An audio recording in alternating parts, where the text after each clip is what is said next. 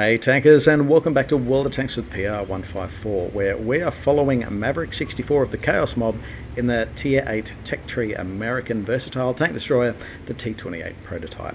Now, this is a versatile tank destroyer, as the role specialization would suggest. True to form for a lot of American tank destroyers, once you get to Tier 8 and up, it is quite well armoured. You'll be hard-pressed to penetrate this thing frontally from any angle with less than 225 millimeters of penetration. There is a little bit of a weak spot at the front of this vehicle in the machine gun port that Tier 7 guns with 150 millimeters of penetration plus can reliably penetrate out the machine gun port if they have sufficient precision to do so. But otherwise, quite a well-armoured vehicle. Its gun is quite nice as well, 120 millimeters caliber, standard rounds penetrating 248 millimeters of armour, and can change up to premium APCR for 297 millimeters of penetration. We can see that we've got a fairly standard equipment set up here. We've got binoculars, we've got a camouflage net, and we've got a gun rammer, everything you'd expect for a tank destroyer. And being bottom tiered here in tiers 8 through to 10, he's going to have to play to every inch of his role specialization here in order to make this work. Now, a couple of other friendly tank destroyers. I've also seen the writing on the wall and positioned in this corner. I've got a Scorpion G and a Charioteer. They're both bottom tiered vehicles. Maverick making up his first shot of the game and directs it at the VK4502B. Unfortunately bounces off the turret on this particular occasion and quickly decides to switch to the APCR for that extra penetration. Lining up the Emil 1, no shot here today. The Emil 1 slips away. We can see the VK4502B there, and that's a shot into the side of the turret. We are penetrating this time for 384 alpha. Slight low roll there, but never mind. There's plenty more shots where that came from. This thing is able to keep up the fire. It's got a base damage per minute of about 2,484 hit points per minute, about 2,500 hit points per minute, so not too bad at all for a tank destroyer, and quite a consistent performer tier for tier. Finds his second shot on the VK4502B, and that is not leaving a hell of a lot of hit points left in the tank. The VK4502B is now a one shot for pretty much anything on Maverick 64's team at this point. Looking for some of these vehicles to break out of this corner. They've certainly done a very bold advancement in this particular corner of the map, in advancing up both the 1 lines and the 3 lines, not leaving a hell of a lot on the 7 to 8 lines, although there have been 4 enemy vehicles taken out on the 7 to 0 lines so far.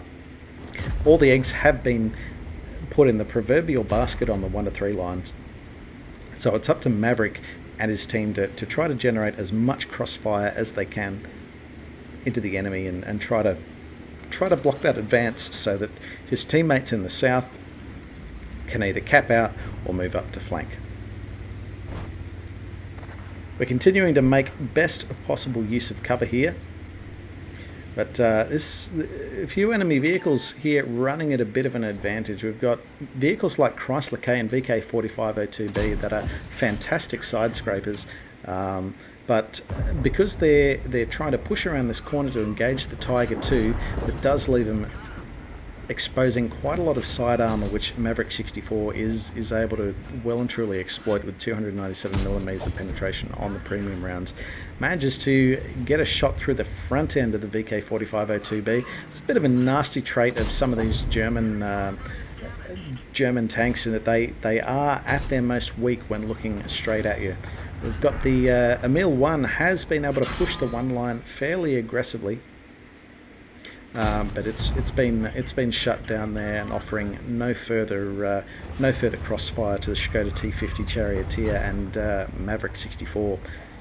We have another VK4502B that is working that C3 area, and now it's had the wherewithal to switch its hull around to try to face the primary threat. And in this case, Maverick 64, despite firing the APCR with 297 millimeters of penetration, is still struggling to penetrate the turret face of the German heavy. The Chrysler K, unfortunately, ignoring the threat and paying dearly for it, and Maverick 64 was able to send that back to the garage for his third kill of the game. This is friendly tanks are currently on the cap circle at the moment. They and there's the Panther 2 in particular is doing a fantastic job of hanging on to that cap circle. It's always a bit of a psychological warfare effect in these situations. Even though you have a numerical advantage, it's always a good idea to have at least one tank capping. Like a minute and a half is still a long time in World of Tanks, and accidents and disasters can still happen. So at the very least, it puts the enemy under a little bit of pressure, and because of the sirens in their ears, they can often force them into making silly decisions that your teammates can continue to exploit. Very, very nice hit on the VK4502B there, an ammo racking shot for 695 hit points, so Maverick 64's got to be very happy with that. And that is a win for Maverick 64 at the Chaos Mob. Let's see the results a little bit closer.